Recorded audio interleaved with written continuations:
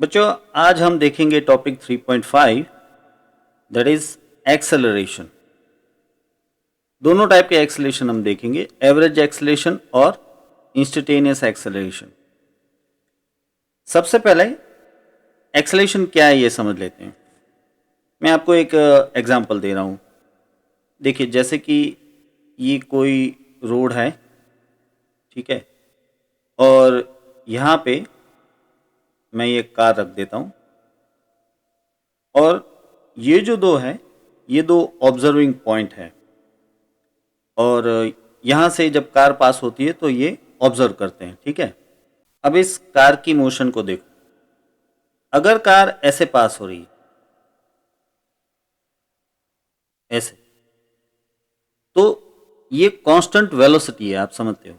मैं फिर से बता रहा हूँ, अगर कार ऐसे पास हो रही है तो ये कांस्टेंट वेलोसिटी है, लेकिन अगर कार ऐसे पास हो रही है, फिर से देखो,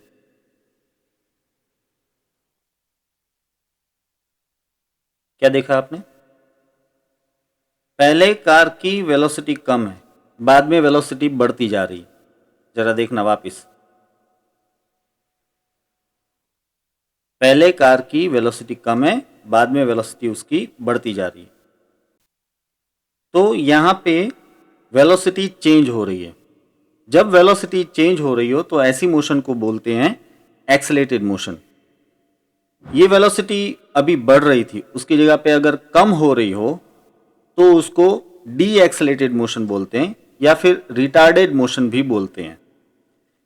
अच्छा, यहाँ पे समझ लीजिए कि जब कार इस पहले पॉइंट से पास हुई, मैं यहाँ पे दिखा देता हूँ, ये है हमारा पहला पॉइंट, पहला ऑब्जर्विंग पॉइंट, और ये दूसरा ऑब्जर्विंग पॉइंट। तो जब कार पहले ऑब्जर्विंग पॉइंट से पास हुई तब सपोज की टाइम हुआ था t1, दूसरे से पास हुई तब सपोज की टाइम हुआ था t2। अब कार जब यहाँ से यानी कि पहले पॉइंट से पास हो रही है तब माना कि उसकी वेलोसिटी है सपोज के v1, और जब ये दूसरे पॉइंट से पास हो रही है कार तब माना कि उसकी वेलोसिटी है v2। तो अगर v1 से v2 बड़ा है तो ये एक्सेलेरेटेड मोशन है, लेकिन अगर v2 से v1 बड़ा है तो ऐसे में ये डी एक्सेलेरेटेड मोशन है या फिर कहेंगे कि रिटार्डेड मोशन है। सबसे पहले हम इसमें एवरेज एक्सेलरेशन की डेफिनेशन समझ लेते हैं। Average acceleration, rate of change in velocity is average acceleration, means the ratio of change in velocity and the time interval is known as average acceleration. Obviously इसका जो सिंबल है वो symbol रहेगा ए बार, जैसे हमने एवरेज वेलोसिटी में लिया था वी बार, यहाँ पे रहेगा ए बार।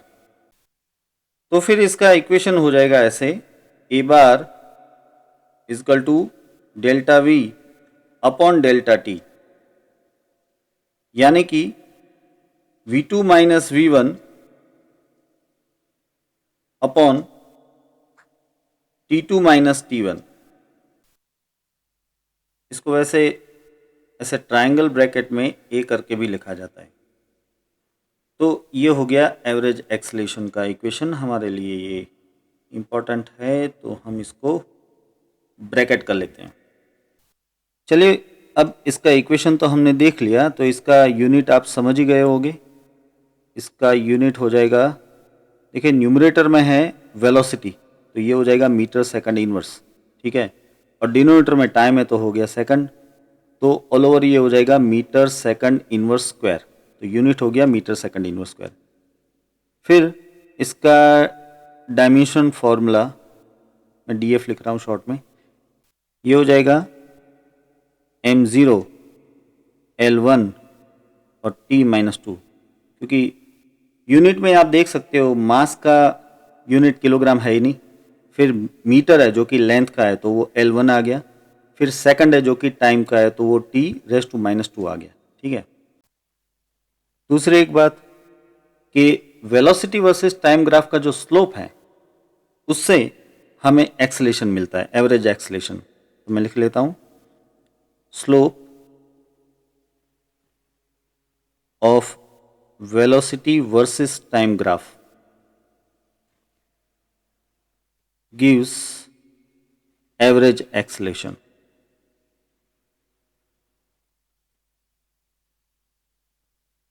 ठीक है, जैसे जैसे पोजीशन वर्सेस टाइम ग्राफ का जो स्लोप था वो हमें दे रहा था एवरेज वेलोसिटी, ऐसे वेलोसिटी वर्सेस टाइम ग्राफ का जो स्लोप है वो हमें देगा एवरेज एक्सलेशन। आप समझ सकते हो, अगर ये वेलोसिटी वर्सेस टाइम ग्राफ होगा, v वर्सेस t ग्राफ होगा, तो इसका स्लोप क्या हो जाएगा, delta v upon delta T. तो ये delta v upon delta T तो है एवरेज एक्सलेशन। अब देखते हैं इंस्टेंटेनियस एक्सलेशन। जैसा कि हमने एवरेज वेलोसिटी में से इंस्टेंटेनियस वेलोसिटी ली थी, आपको पता है कि टाइम इंटरवल हमने बहुत छोटा लिया, यानी कि delta t tends to limit 0 लिया, तो हमें मिल गया इंस्टेंटेनियस वेलोसिटी। ऐसा ही एक्सेलेरेशन में भी है, अगर हम टाइम इंटरवल छोटा ले ले तो ये जो इक्वेशन है इसी में से हमें इंस्टेंटेनियस एक्सेलेरेशन मिल सकता है। पहले जरा इसकी डेफिनेशन देख लेते हैं हम कि इंस्टेंटेनियस एक्सेलेरेशन यानी क्या। The acceleration at any instant of time is known as instantaneous acceleration. जैसे कि कोई मोशन हो रही है और किसी भी एक मोमेंट पे आप पूछो कि इसका एक्सेलेरेशन कितना है, तो उसको कहते हैं उसका इंस्टेंटेनियस एक्सेलेरेशन। अच्छा, अब इसका इक्वेशन लेते हैं हम। ऑब्वियसली ये हो जाएगा a is equal to delta t tends to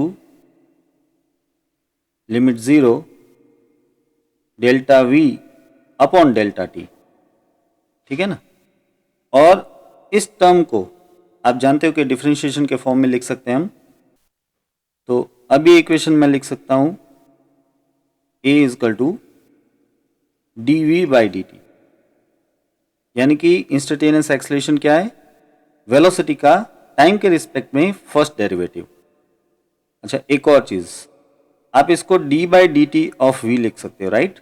लेकिन v यानी कि इंस्टेंटेनियस वेलोसिटी, और इंस्टेंटेनियस वेलोसिटी का खुद का इक्वेशन क्या है वापस, dx बाई डी टी, है कि नहीं, dx बाई डी टी। तो इसका मतलब ये हुआ कि मैं इसको अब लिख सकता हूं ऐसे D square x by d T square, D square x by d T square. इसका मतलब ये जो आप लिख रहे हो ये है x का t की रिस्पेक्ट में सेकंड डेरिवेटिव, इसको कहते हैं x का t की रिस्पेक्ट में सेकंड डेरिवेटिव। आप समझ रहे हो, ये क्या किया आपने, x का t की रिस्पेक्ट में फर्स्ट डेरिवेटिव लिया, फिर वापस आप डेरिवेटिव ले रहे हो यहाँ पे, तो ये 2 बार डेरिवेटिव हो गया, इसलिए इसको कहते हैं x का t की रिस्पेक्ट में सेकंड डेरिवेटिव। तो हमें एक्सेलेरेशन 2 ढंग से मिल सकता है। वेलोसिटी में से अगर लेना है, अगर आपके पास वेलोसिटी का इक्वेशन है तो आप वेलोसिटी का फर्स्ट डेरिवेटिव ले लो, वो आपको इंस्टेंटेनियस एक्सेलेरेशन दे देगा। लेकिन अगर आपके पास x का यानी कि पोजीशन का इक्वेशन है तो आप उसका 2 बार डिफरेंशिएशन ले लो, तो ये हो जाएगा उसका सेकंड डेरिवेटिव, और सेकंड डेरिवेटिव से भी मिल जाएगा आपको एक्सेलेरेशन। मैं आपको बता दूं कि इसको कभी कभी x डबल डॉट करके भी लिखा जाता है ऐसे। तो ये हो गया हमारे लिए एक बहुत ही इंपॉर्टेंट इक्वेशन एक्सेलेरेशन का। मैं इसको ब्रैकेट कर लेता हूं ऐसे, ये हो गया एक्सेलेरेशन, इंस्टेंटेनियस एक्सेलेरेशन। वैसे मैंने आपको आगे भी बताया था, यहां भी बता देता हूं कि इन प्रैक्टिस हम इंस्टेंटेनियस एक्सेलेरेशन को सिर्फ एक्सेलेरेशन बोलते हैं। इंस्टेंटेनियस वर्ड बहुत कम यूज किया जाता है। हाँ, एवरेज एक्सेलेरेशन लेना हो तो हम एवरेज एक्सेलेरेशन क्लियर कट बोलते हैं। अच्छा, अब समझते हैं कि ग्राफ में से इंस्टेंटेनियस एक्सेलेरेशन कैसे मिलेगा। वैसे आप जानते ही हो क्या करना चाहिए। The slope of the tangent drawn in v versus t graph gives instantaneous acceleration. समझिए, आप कोई भी v वर्सेस t का ग्राफ ले लीजिए, उसमें किसी भी पॉइंट पे आप टेंजेंट ड्रॉ करिए, तो उस टेंजेंट का जो स्लोप आएगा वो स्लोप उस पॉइंट पे इंस्टेंटेनियस एक्सेलेरेशन क्या है ये बता देगा। तो इस तरह से हम ग्राफ पे से भी इंस्टेंटेनियस एक्सेलेरेशन फाइंड कर सकते हैं। अब हम देखेंगे एक बहुत ही इंटरेस्टिंग केस।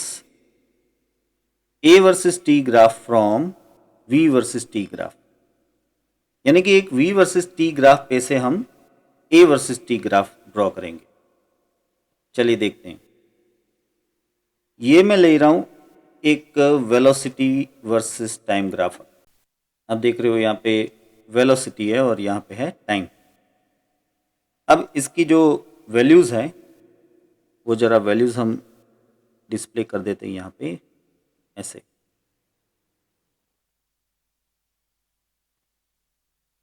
जरा होल्ड कीजिएगा प्लीज़।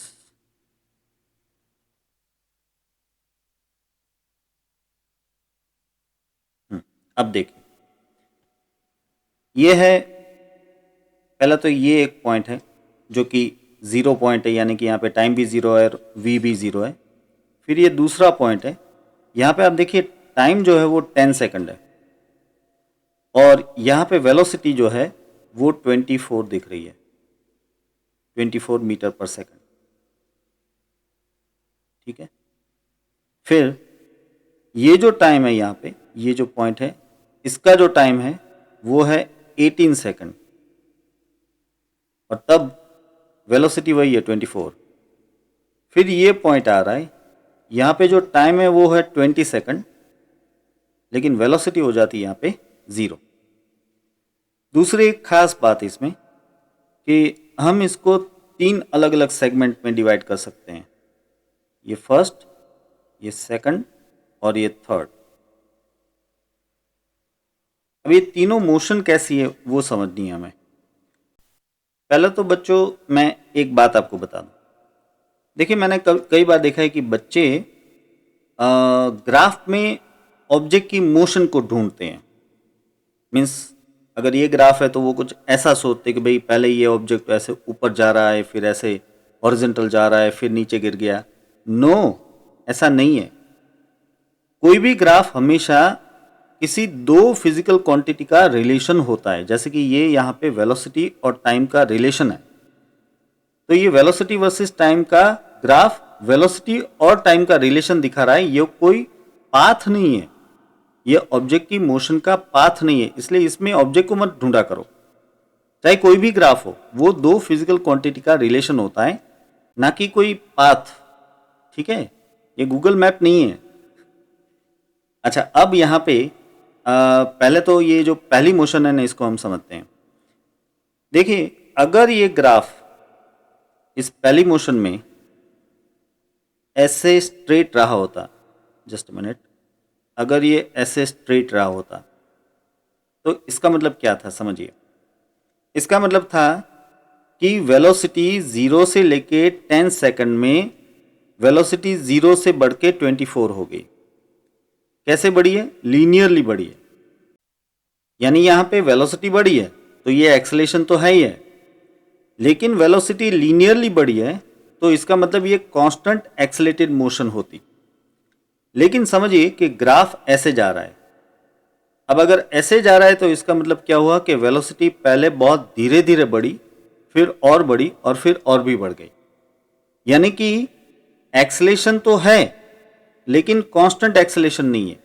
खुद एक्सेलेरेशन यहाँ पे टाइम के ऊपर डिपेंड कर रहा है, टाइम के साथ बढ़ रहा है। समझ रहे हो? वैसे मैं आपको बता दूं कि टाइम के साथ बढ़ने वाला एक्सेलेरेशन हमारे सिलेबस में नहीं है। हमारे सिलेबस में मैक्सिमम कांस्टेंट एक्सेलरेटेड मोशन है। बट इस ग्राफ में, ये टेक्स्ट बुक से लिया गया ग्राफ है, इस ग्राफ में यहाँ पे जो मोशन है वो इंक्रीजिंग एक्सेलरेटेड मोशन है। ठीक है, अब यहाँ पे देखिए, यहाँ से लेके यहाँ तक वेलोसिटी कांस्टेंट है तो ऑब्वियस है कि भाई एक्सेलरेशन 0 हो जाएगा। फिर यहाँ से लेके यहाँ तक वेलोसिटी लीनियरली डिक्रीज होके 0 हो गई। ठीक है, तो ये एक तो कि भाई डी एक्सेलेरेशन का केस है, या कहो कि रिटार्डेशन का केस है, और लीनियरली डिक्रीज हुई है तो इसका मतलब ये कांस्टेंट डी एक्सेलरेटेड मोशन है। तो पहली जो मोशन है इसमें एक्सेलेरेशन खुद बढ़ रहा है, दूसरे में एक्सेलेरेशन कांस्टेंट है, फिर तीसरे में डी एक्सेलेरेशन है। अब इसको अगर हम ए वर्सेस टी के ग्राफ में बताएं तो ये ग्राफ कुछ ऐसे आएगा। मैं आपको यहाँ पे ऐसे दिखाता हूँ। देखिए मैंने इसको इस तरह से अरेंज किया है कि ताकि टाइमलाइन जो है ना वो मैच हो जाए। चलिए देखिए ये जो है यहाँ पे वो है एक्सलेशन, और ये एक्सलेशन आप देख रहे हो, और ये है टाइम। यहाँ पे टाइम आप देखिए ये 0 से लेके 22 तक है, ये 0 से लेके 20 है, लेकिन ये 20 यहाँ पे मैच हो रहा है। ठीक है, टाइम को मैंने मैच करते हुए लिया है।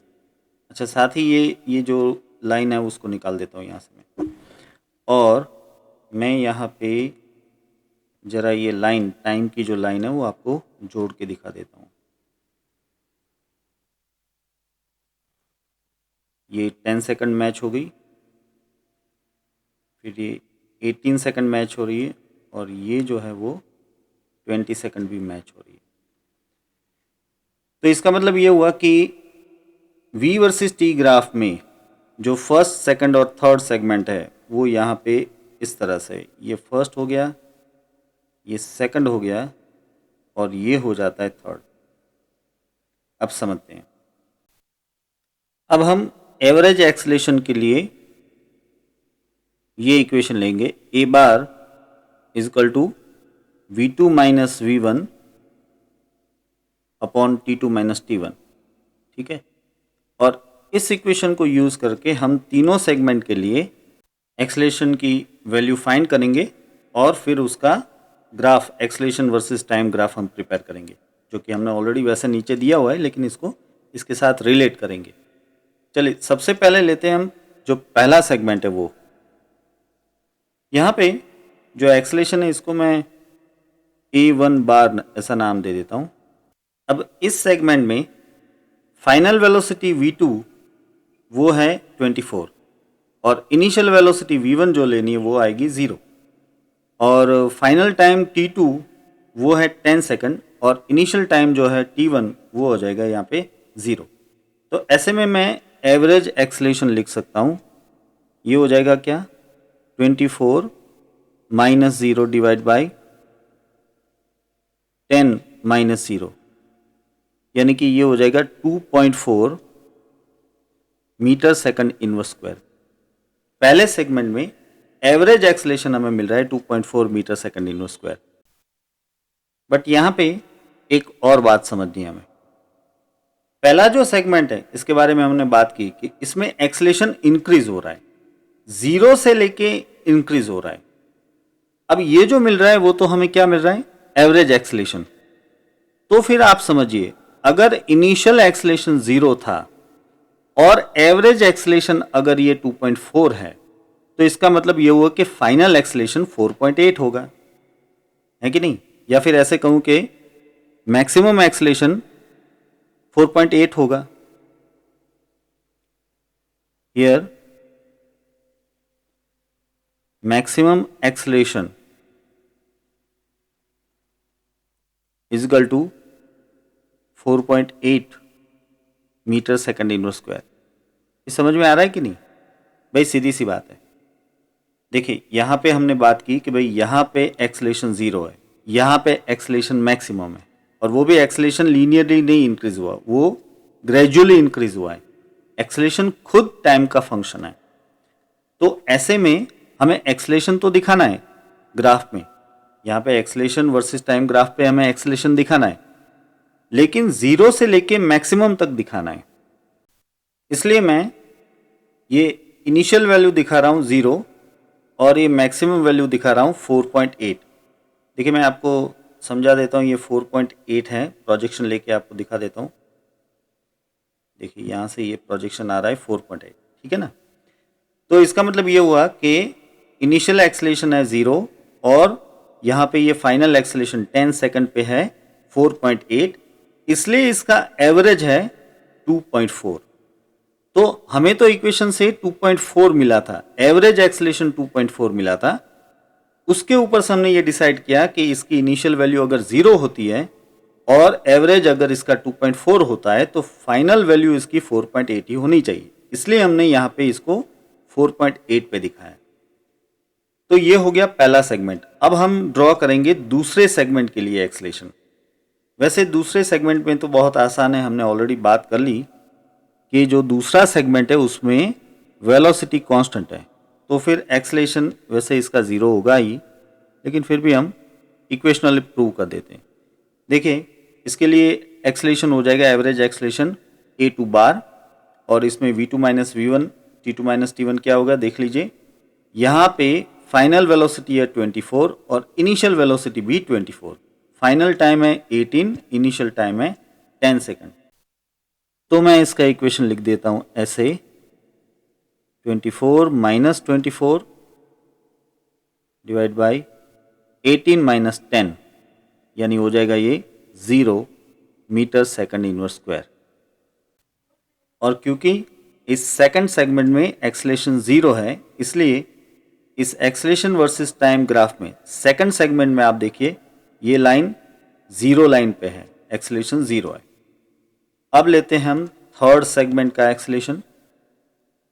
थर्ड सेगमेंट का एवरेज एक्सेलेरेशन हम लिखेंगे a3 बार करके, ठीक है। और इसमें फाइनल वेलोसिटी और इनिशियल वेलोसिटी ले लेते हैं हम। तो यहाँ पे ग्राफ में दिख रहा है कि फाइनल वेलोसिटी है इसकी 0 और इनिशियल वेलोसिटी है 24। फाइनल टाइम है 20 सेकंड और इनिशियल टाइम है 18 सेकंड। तो ये वैल्यूज हम डाल देते हैं यहाँ पे। ये है 0 माइनस 24 डिवाइड बाय टाइम हो जाएगा 20 माइनस 18, ठीक है। तो ये हो जाता है माइनस 24 डिवाइड बाई 2, यानी कि minus 12 metre second inverse square. तो इस तरह से थर्ड सेगमेंट में जो एक्सेलेरेशन है वो माइनस 12 है। और क्योंकि ये ग्राफ यहाँ पे velocity versus time graph linear है, इसलिए इसका मतलब ये हुआ कि एक्सेलेरेशन उसका कांस्टेंट है। और कितना कांस्टेंट है? माइनस 12। तो ये देखिए थर्ड सेगमेंट 18 सेकंड से लेके 20 सेकंड तक यहाँ पे एक्सेलेरेशन माइनस 12 है। ये यहाँ पे प्रोजेक्शन अगर हम लेंगे, मैं आपको दिखा भी देता हूँ कि यहाँ से अगर हम प्रोजेक्शन लेते हैं तो ये आ जाता है माइनस 12 पे। तो ये एक्सेलेरेशन माइनस 12 जितना कांस्टेंट है। 18 सेकंड तक 0 था, ठीक है, फिर सडनली माइनस 12 हो जाता है, फिर सडनली 20 सेकंड पे ये 0 हो जाएगा। तो इस तरह से हमने वेलोसिटी वर्सेस टाइम ग्राफ पे से acceleration versus time graph draw किया। यहाँ पे मैं आपको एक बात और बता देता हूँ कि ये जो वर्ड हमने यूज़ किया कांस्टेंट एक्सेलरेटेड मोशन, इस कांस्टेंट एक्सेलरेटेड मोशन का एक सिंपल एग्जांपल अगर हम दें तो वो है फ्री फॉलिंग ऑब्जेक्ट, ठीक है। अगर ऑब्जेक्ट फ्री फॉल कर रहा है तो उसका एक्सेलरेशन कांस्टेंट रहेगा।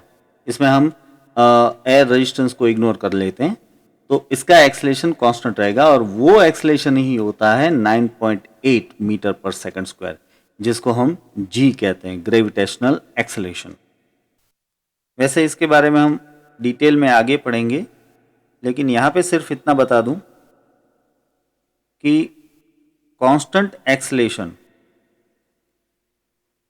का दूसरा नाम है यूनिफॉर्म एक्सेलरेशन। Uniform acceleration. तो जैसे कि मैंने आपको कहा कि यूनिफॉर्म एक्सेलरेशन या कांस्टेंट एक्सेलरेशन का एग्जांपल है क्या? Free falling. Free falling object.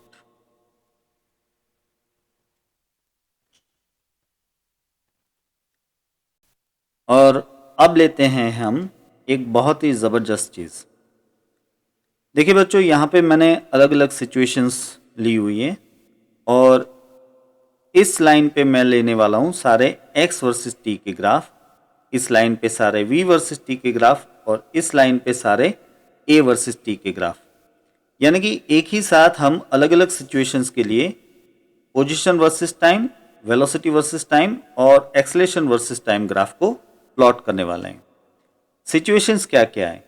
पहली सिचुएशन है ऑब्जेक्ट एट रेस्ट, यानी कि ऑब्जेक्ट मोशन में नहीं है। दूसरी सिचुएशन है कांस्टेंट पॉजिटिव वेलोसिटी, यानी कि ऑब्जेक्ट पॉजिटिव वेलोसिटी से जा रहा है, यानी कि आगे की ओर जा रहा है।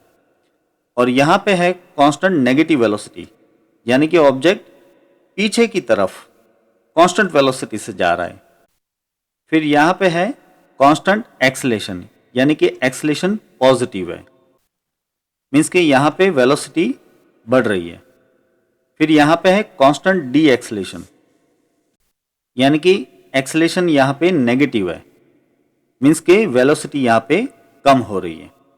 ठीक है, अब देखते हैं सबसे पहला केस, ऑब्जेक्ट एट रेस्ट।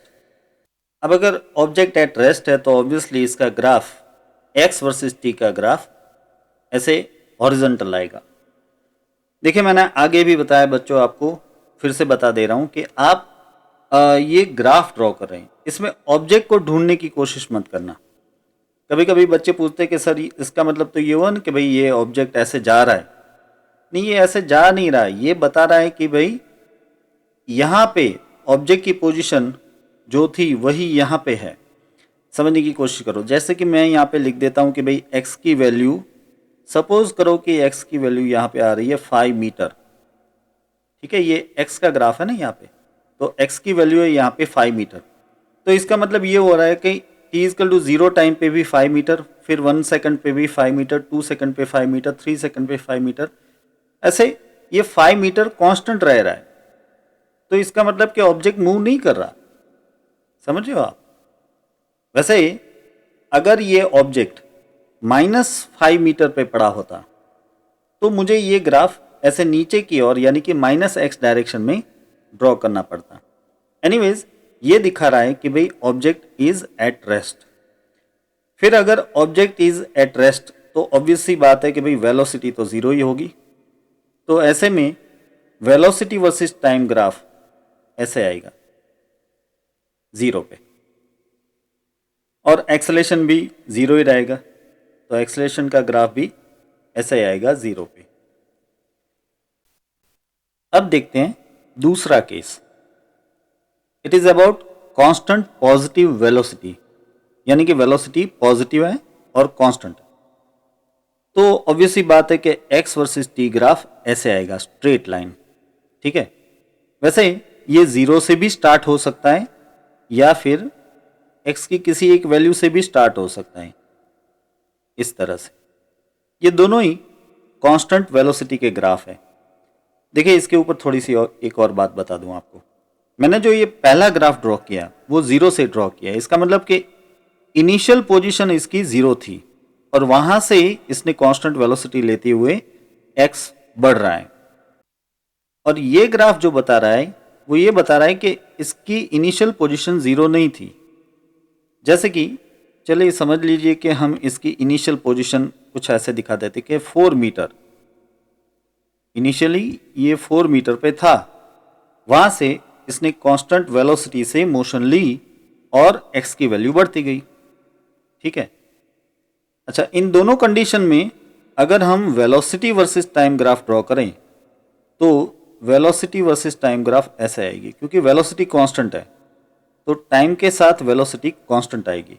मैं यहाँ पे कुछ ऐसे ही रैंडम वैल्यू लिख लेता हूँ, जैसे कि सपोज करो कि भाई वेलोसिटी इसकी 7 मीटर पर सेकंड है, ये जस्ट रैंडमली लिख रहा हूँ समझने के लिए। तो ये दिखा रहा है कि वेलोसिटी टाइम के साथ 7 मीटर पर सेकंड जितनी कांस्टेंट है।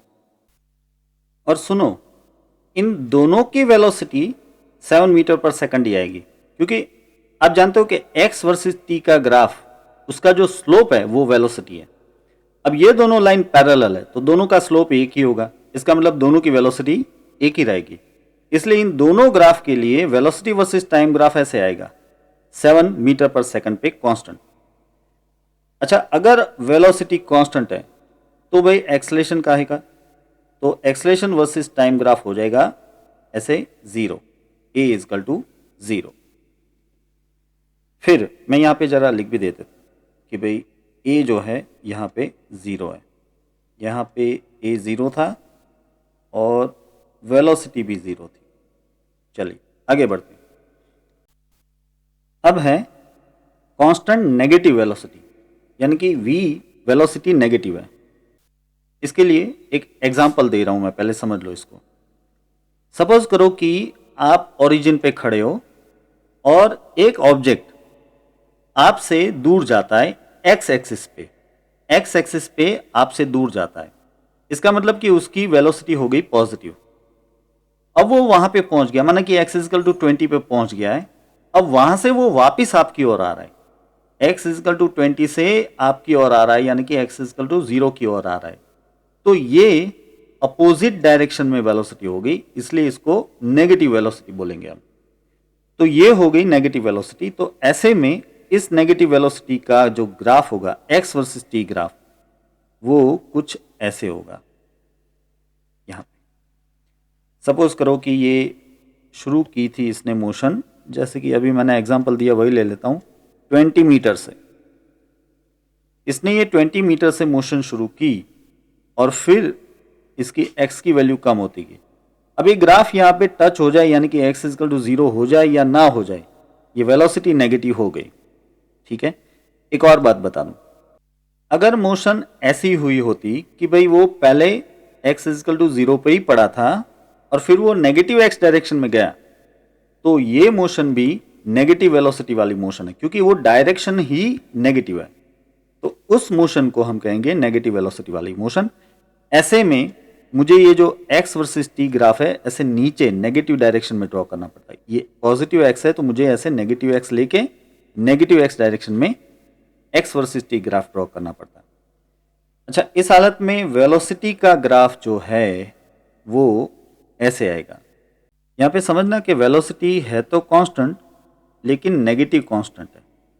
तो ये हो गई नेगेटिव डायरेक्शन में वेलोसिटी। इसकी वैल्यू भी कुछ हम सोच लेते हैं। सपोज करो कि भाई -7, चलो -7 मीटर सेकंड इनवर्स, ये जस्ट एग्जांपल ले रहा हूं। तो आप देख रहे हो कि टाइम के साथ वेलोसिटी -7 मीटर पर सेकंड ही रह रही है। अब यहां भी भाई वेलोसिटी चाहे पॉजिटिव कांस्टेंट हो या नेगेटिव कांस्टेंट हो, एक्सेलेरेशन तो हो जाएगा 0, इसलिए एक्सेलेरेशन का ग्राफ आएगा ऐसे 0 पे। यहाँ पे मैं लिख भी देता हूं कि एक्सेलेरेशन तो भाई इसमें भी 0 ही रहेगा। अब देखते हैं हम सबसे इंपॉर्टेंट पॉइंट, सबसे इंपॉर्टेंट केस, कांस्टेंट एक्सेलेरेटेड मोशन, जिसमें एक्सेलेरेशन पॉजिटिव है। अब अगर एक्सेलेरेशन पॉजिटिव है तो इसमें ऑब्वियसली वेलोसिटी बढ़ रही है, ठीक है। और डिस्टेंस कैसे बढ़ रहा होगा ये आपको अच्छे से याद रखना है। देखिए, अगर कांस्टेंट वेलोसिटी होती है, मैं कह रहा हूं कांस्टेंट वेलोसिटी, तो डिस्टेंस जो है वो सेम टाइम इंटरवल पे सेम बढ़ता है। लेकिन जब कांस्टेंट एक्सेलरेटेड मोशन होती है तो डिस्टेंस हर एक सेम टाइम इंटरवल पे ज्यादा बढ़ता जाता है। सेम नहीं बढ़ता, ज्यादा बढ़ता है। जैसे कि अगर एक फ्री फॉलिंग हो रहा है, किसी चीज का फ्री फॉलिंग हो रहा है, आपने ऊपर से किसी को ऐसे ही फ्री फॉलिंग ऑब्जेक्ट को छोड़ दिया, किसी बहुत ही हाइट पे से, किसी टावर पे से आपने ऑब्जेक्ट को छोड़ दिया, तो वो कांस्टेंट एक्सेलरेटेड मोशन कर रहा है। तो ऐसे में क्या होगा, उसका जो डिस्टेंस है ना वो टाइम के साथ ज्यादा कवर होता जाएगा। यानी कि पहली 1 सेकंड में उसने जो डिस्टेंस कवर किया होगा, दूसरी 1 सेकंड में वो उससे ज्यादा डिस्टेंस कवर करेगा, तीसरी 1 सेकंड में वो उससे भी ज्यादा डिस्टेंस कवर करेगा, है कि नहीं। तो इस वजह से इसका जो ग्राफ है वो बहुत ही इंपॉर्टेंट होता है। मैं पहले यहां पे ए वर्सेस टी से शुरू करता हूं, ठीक है। देखिए, ये कांस्टेंट एक्सेलरेटेड मोशन है, तो ए वर्सेस टी ग्राफ सीधा सा ऐसे हो जाएगा, स्ट्रेट लाइन। क्यों? क्योंकि हम कह रहे हैं कि भाई एक्सेलरेशन कांस्टेंट है। सपोज कि इस कांस्टेंट एक्सेलरेशन की वैल्यू है 10 मीटर सेकंड इनवर्स स्क्वायर, ठीक है। अब मैं लेता हूं ग्राफ कौन सा, वेलोसिटी वर्सेस टाइम का। अब इसमें वेलोसिटी वर्सेस टाइम ग्राफ ऐसे आएगा। वैसे आप ऐसे भी ड्रॉ कर सकते हो, दोनों कांस्टेंट एक्सेलरेटेड मोशन के ग्राफ है। समझाता हूं। देखिए, ये जो पहला ग्राफ है वो 0 से शुरू हो रहा है। इसका मतलब कि इनिशियल वेलोसिटी इसकी 0 थी, फिर वेलोसिटी बढ़ती गई, लेकिन वेलोसिटी कंटिन्यूसली यूनिफॉर्मली बढ़ रही है, इसलिए इसका एक्सेलरेशन हम कह रहे हैं कि कांस्टेंट है। यहां भी वेलोसिटी बढ़ रही है, लेकिन वो किसी एक इनिशियल वैल्यू से लेके आगे बढ़ रही है। सपोज करो कि ये जो इनिशियल वैल्यू है इसको हम कुछ नाम दे देते हैं, लेट अस से v0, इनिशियल वेलोसिटी को हमेशा v0 कहा जाता है। तो ये v0 से शुरू होके वेलोसिटी ऐसे बढ़ रही है, लेकिन इसका बढ़ने का जो रेट है वो इसके जितना ही है, इसलिए इसका एक्सेलेरेशन भी वही होगा जो इसका होगा। मैं दूसरी तरह से आपको ये भी समझा सकता हूं कि देखिए, अगर ये वेलोसिटी वर्सेस टाइम ग्राफ है, ठीक है, इसका अगर आप स्लोप लोगे तो एक्सेलेरेशन मिलेगा, इसका स्लोप भी एक्सेलेरेशन ही मिलेगा। अब दोनों पैरेलल लाइन है तो दोनों का स्लोप सेम ही होगा ना, यानी कि दोनों का एक्सेलेरेशन सेम होगा। अब सबसे इंपॉर्टेंट चीज जो है वो है इस केस में x वर्सेस t का ग्राफ। तो बच्चों x वर्सेस t का ग्राफ ऐसे आता है। आप कहोगे सर ये क्या बात हो गई? भाई यही तो मेन बात है। x वर्सेस t का ग्राफ इस तरह से आएगा। ये आप देख रहे हो कॉनकेव जैसा शेप बन रहा है। अभी मैं आपको समझाता हूं क्यों, ऐसा क्यों। देखिए, मैं यहां पे एक पॉइंट चूज करता हूं, ठीक है, फिर एक पॉइंट यहां पे चूज करता हूं और फिर एक पॉइंट मैं यहां पे चूज करता हूं। अब आपको एक बात पता है कि x वर्सेस t ग्राफ में किसी भी पॉइंट पे आप टेंजेंट ड्रॉ करो तो उस टेंजेंट का जो स्लोप है वो वहां की वेलोसिटी कहलाती है, ठीक है ना। तो ये अभी x वर्सेस t ग्राफ है। मैंने इसमें 3 पॉइंट चूज किए हैं और मैं इन तीनों पॉइंट पे अभी टेंजेंट ड्रॉ कर रहा हूं। देखना, देखिए ये है पहला वाला टेंजेंट, ठीक है, फिर ये हो जाता है दूसरा वाला टेंजेंट, दूसरे पॉइंट पे टेंजेंट, और फिर ये हो जाता है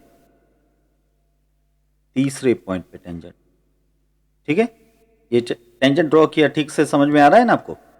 ये टेंजेंट है 3 पॉइंट का, ऐसे। अब समझो, ये x वर्सेस t ग्राफ है और ये टेंजेंट ड्रॉ किए मैंने। अब इस टेंजेंट का स्लोप क्या होगा? ऑब्वियसली 0, इसका स्लोप ही नहीं है। तो इसका स्लोप नहीं है तो इसकी वेलोसिटी होगी 0। x वर्सेस t ग्राफ का स्लोप यानी वेलोसिटी, तो इसकी वेलोसिटी होगी 0। अब ये जो टेंजेंट ड्रॉ किया है इसका स्लोप है, इसका तो नहीं था लेकिन इसका है, तो इसका है तो इसकी वेलोसिटी है। फिर ये जो टेंजेंट ड्रॉ किया है इसका स्लोप तो ज्यादा है ना, इस स्लोप से ये स्लोप ज्यादा है, तो इसका स्लोप ज्यादा है तो इसकी वेलोसिटी ज्यादा है। फिर से कह रहा हूं, इसका स्लोप 0, इसका स्लोप कुछ है, इसका स्लोप और भी ज्यादा है, तो इसकी वेलोसिटी 0, इसकी वेलोसिटी कुछ है और इसकी वेलोसिटी ज्यादा है। इन शॉर्ट, जब मैंने ये ग्राफ ऐसे ड्रॉ किया, मैं वापस ड्रॉ कर रहा हूं, जब मैंने ये ग्राफ ऐसे ड्रॉ किया तो इसका मतलब ये हुआ कि वेलोसिटी 0 से लेके बढ़ती गई है। आप समझ रहे हो? तो अगर ये वेलोसिटी ऐसे 0 से लेके बढ़ती गई है तो ये एक्सेलरेटेड मोशन है। वैसे इसमें एक और टर्निंग पॉइंट आ रहा है, देखना अभी।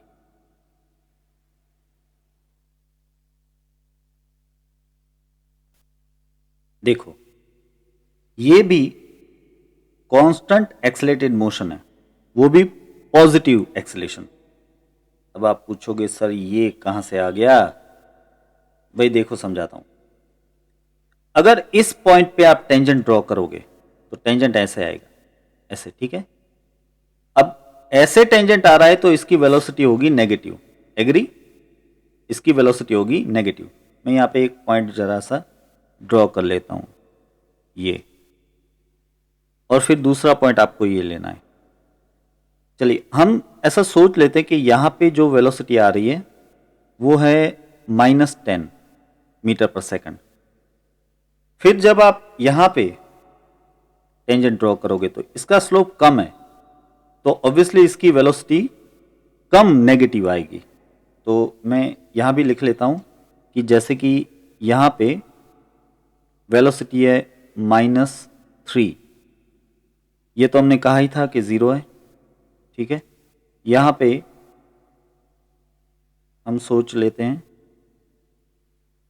कि ये वेलोसिटी है +3 और यहाँ पे जो वेलोसिटी है वो है +10। वैसे अभी हमें ये -10 -3 वाली बात करनी है यहाँ पे। चलिए, तो यहाँ पे थी वेलोसिटी -10, ये कैसे ली? अगर मैंने यहाँ पे टेंजेंट ड्रॉ किया तो टेंजेंट का स्लोप ज़्यादा आएगा, वो स्लोप ही इसकी वेलोसिटी है, तो वो है -10। यहाँ पे टेंजेंट ड्रॉ किया तो उसका स्लोप कम आया, तो इसकी वेलोसिटी भी -3 आई, कम आई, माइनस आई लेकिन कम आई, और यहाँ पे तो 0 है।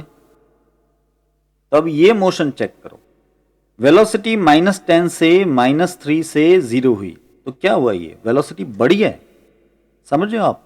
-10 से -3 और फिर 0 होना यानी कि वेलोसिटी बढ़ रही है। तो ये भी पॉजिटिव एक्सेलेरेशन है, ये भी पॉजिटिव एक्सेलेरेशन है। यानी कि अगर x वर्सेस t का ग्राफ इस तरह से कॉन्केव आता है, हाँ वैसे ये हाइपरबोला है, तो अगर इस तरह से हाइपरबोला शेप में आता है तो हम कहेंगे कि भी वेलोसिटी इसमें बढ़ रही है और तो एक्सेलेरेशन पॉजिटिव है।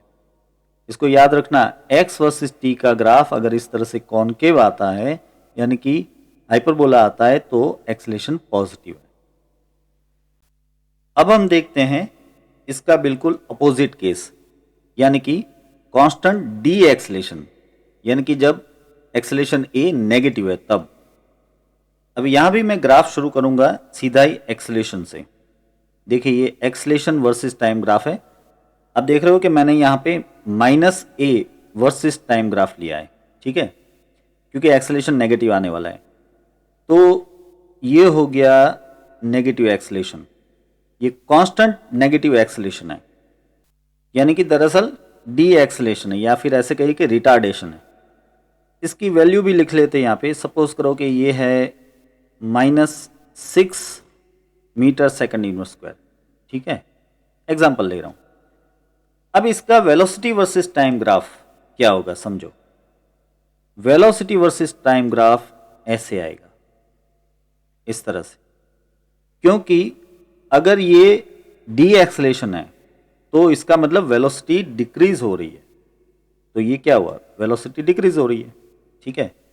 अब एग्जाम्पल के तौर पे लिख सकते हो कि भाई यहाँ पे इसकी वेलोसिटी थी सपोज के v0, ये इनिशियल वेलोसिटी थी, फिर वहां से वेलोसिटी डिक्रीज होती जा रही है। वैसे ये ग्राफ आप नेगेटिव v डायरेक्शन में भी ड्रॉ कर सकते हैं, इसी तरह नीचे की ओर। अगर यहाँ पे मैं नेगेटिव v लूँ तो मैं इसको ऐसे नीचे की ओर ड्रॉ कर सकता हूँ।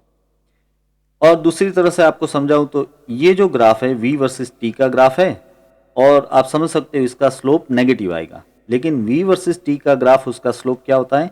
एक्सेलेरेशन होता है। तो इसका मतलब कि एक्सेलेरेशन कैसा आएगा? नेगेटिव। तो ठीक है, चलो नेगेटिव है ये। अब इंपॉर्टेंट है वो है इसका x वर्सेस t ग्राफ। इसका x वर्सेस t ग्राफ आएगा ऐसे, पैराबोलिक शेप में, या कहे कि कॉन्वेक्स शेप में। चलो इसको भी समझ लेते, क्यों ये ग्राफ ऐसे है ये भी समझ लेते हैं। मैं यहाँ पे कुछ पॉइंट ऐसे पहले चूज कर लेता हूँ, ठीक है। ये मैंने चूज कर लिए कुछ पॉइंट्स, अब समझते हैं। आप जानते हो कि ये x वर्सेस t ग्राफ है, इसमें किसी भी पॉइंट पे अगर मैं टेंजेंट ड्रॉ करके उसका स्लोप लूँ तो मुझे वेलोसिटी मिलनी चाहिए, ठीक है। तो मैं पहले यहाँ पे ग्राफ का स्लोप लूँगा, ये हो गया पहला स्लोप, फिर ये हो जाता है दूसरा स्लोप, फिर ये हो जाता है तीसरा स्लोप,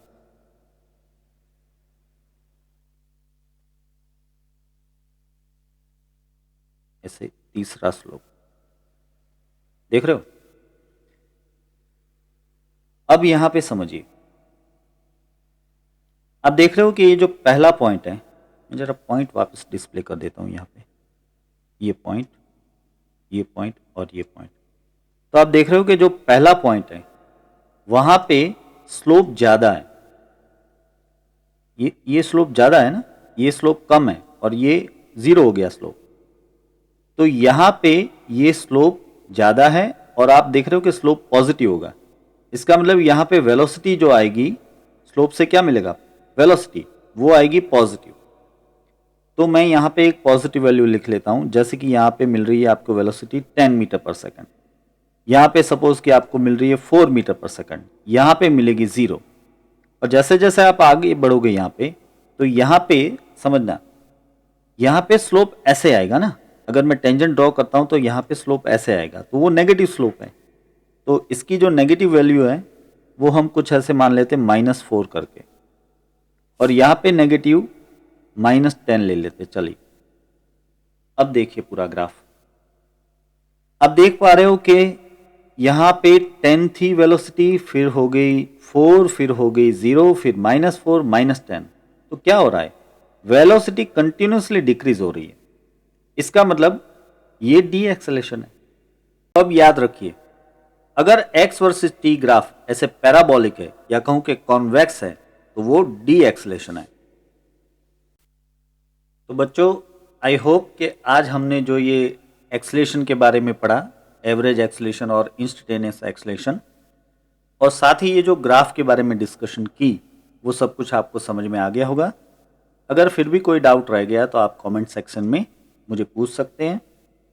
और ये बता दूं कि मैंने इन सभी क्वेश्चन आंसर्स की पीडीएफ की लिंक डिस्क्रिप्शन में रख छोड़ी है, आप उसे डाउनलोड करके उसमें से लिख सकते हो।